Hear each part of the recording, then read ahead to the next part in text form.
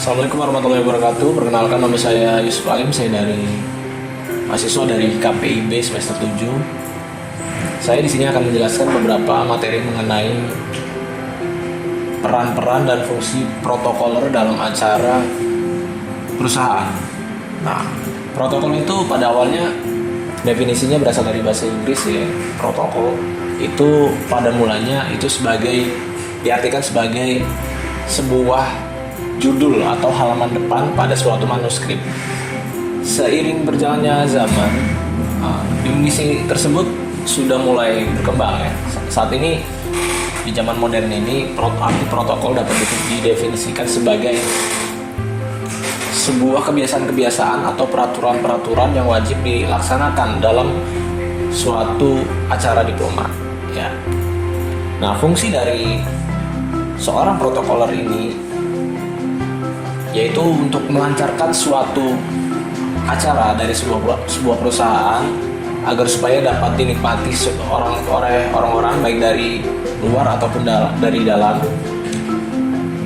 juga menjaga citra perusahaan agar supaya acara tersebut terlihat megah dan sukses di masyarakat dan juga di kalangan konsumen. Nah, setelah mengerti peran-peran dan fungsi dari protokoler, ada tugas penting yang wajib dilakukan oleh seorang protokoler apabila akan melaksanakan sebuah acara perusahaan. Yaitu yang pertama adalah mencari sponsor, yang kedua adalah untuk menjaga hubungan baik dengan calon orang-orang yang akan datang di acara tersebut seperti tamu-tamu. Nah, ada beberapa klasifikasi tamu yang wajib untuk dijaga hubungan baiknya. Yang pertama yaitu tamu-tamu yang memiliki predikat VIP atau Very Important Person. Dan juga ada orang-orang tamu yang dapat diklasifikasikan sebagai VIC atau Very Important Citizen. Nah, apabila seorang protokoler tidak mampu mengklasifikasikan orang-orang tersebut di dalam VIP atau VIC, maka akan timbul ketersinggungan dari pihak tamu yang datang dan juga merasa dirugikan. Sebuah pelecehan akan terjadi dan hubungan baik antar perusahaan akan terganggu dan rusak. Oleh karena itu, seorang protokoler wajib mengetahui klasifikasi dari tamu-tamu yang akan dimasukkan ke dalam VIP atau VIC. Nah, contohnya, orang-orang yang dapat diklasifikasikan sebagai VIP adalah contohnya seperti pejabat negara, pemimpin mitra perusahaan, pemegang saham perusahaan, sponsor, dan juga keluarga terdekat mereka.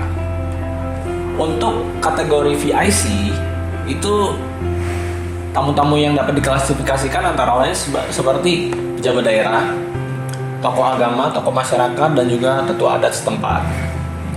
Selain daripada kedua klasifikasi tersebut, maka tamu dapat digolongkan menjadi tamu biasa.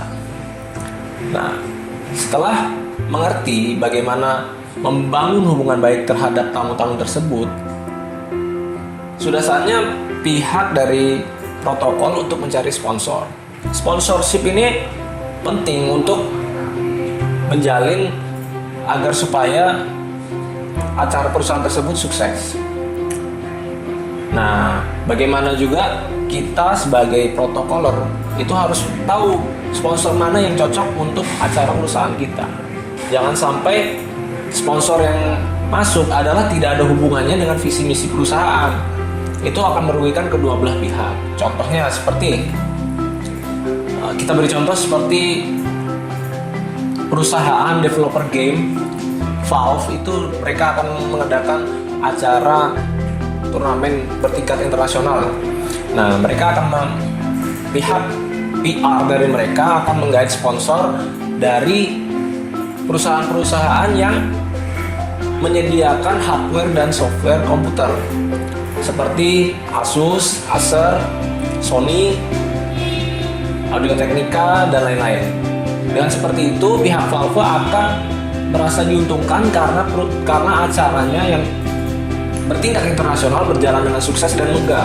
Sementara perusahaan-perusahaan yang lain yang ikut mensponsori acara tersebut merasa diuntungkan juga dengan meningkatnya jumlah pembelian mereka karena mereka memasarkan iklan di acara yang megah tersebut. Nah, itu sponsorship yang benar-benar ideal untuk perusahaan agar supaya memiliki keuntungan di kedua belah pihak. Nah, setelah itu bagaimana kita mendapatkan sponsor dari mereka, yaitu dengan menulis proposal dan mengajukannya ke perusahaan-perusahaan tersebut. Proposal juga ini ada syaratnya. Ada beberapa hal-hal penting yang wajib diisi atau diketahui oleh seorang protokoler. Yang pertama, dalam proposal tersebut wajib mencantumkan nama perusahaan, acara yang akan dilaksanakan, susunan acara, kemudian anggaran dana, dan juga sampai kapan acara tersebut akan dilaksanakan. Setelah itu, kita sebagai protokoler juga wajib memberikan pilihan kepada sponsor sebanyak apa mereka akan mengucurkan dana kepada acara tersebut. Contoh dari proposalnya adalah kita bisa mengklasifikasikan sponsor seperti sponsor platinum, sponsor gold, dan sponsor silver. Dari masing-masing klasifikasi tersebut ada keuntungan yang didapatkan oleh pihak sponsor. Apabila mereka bersedia untuk menjadi sponsor platinum, maka mereka perjanjiannya contoh itu mereka akan menanggung 100% dari anggaran dana. Tapi mereka mendapatkan keuntungan, yaitu menjadi sponsor tunggal, dapat memasang banner di acara tersebut, dapat mendirikan booth, dan juga memiliki media promosi seperti brosur dan juga sales. Untuk sponsor gold, itu mereka pihak sponsor yang bersedia untuk mengucurkan dana sebesar 50% dari anggaran dana. Namun mereka mendapatkan keuntungan, yaitu bisa memasang logo di seluruh media, bisa memasang banner perusahaan, dan juga mendapatkan dokumentasi acara. Setelah itu ada sponsorship yang kelas silver. Nah, kelas silver ini untuk mereka para sponsor yang bersedia untuk menanggung 25% dari anggaran dana. Keuntungannya adalah mereka hanya bisa memasang logo kecil dalam semua media, dan juga mereka hanya bisa membagikan brosur di acara perusahaan tersebut. Dengan begitu, pihak sponsor akan memilih bagaimana promosi mereka di acara tersebut.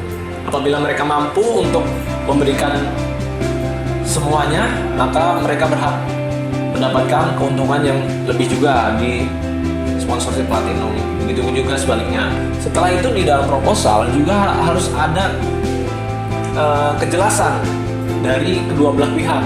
Harus ada aturan-aturan dan tatanan-tatanan yang wajib dipenuhi. Seperti kita menulis, pihak sponsor harus menyatakan bersedia 1 minggu setelah diterimanya proposal ini. Apabila lebih dari 1 minggu, maka dianggap tidak bersedia. Yang kedua, pihak sponsor wajib menandatangani lembar MOU, yaitu Memorandum of Understanding. Di situ istilahnya term of service-nya itu harus ditandatangani oleh pihak sponsor. Setelah itu masih banyak lagi yang perlu diperhatikan dari proposal. Yang terpenting adalah pihak sponsor itu mengetahui apa maksud dari acara perusahaan ini, dan juga mereka mengetahui bagaimana keuntungan mereka apabila mereka menjadi sponsor di acara tersebut. Ya, begitu dulu. Sekian dari saya, Yusuf Alim. Saya akhiri. Wassalamualaikum warahmatullahi wabarakatuh.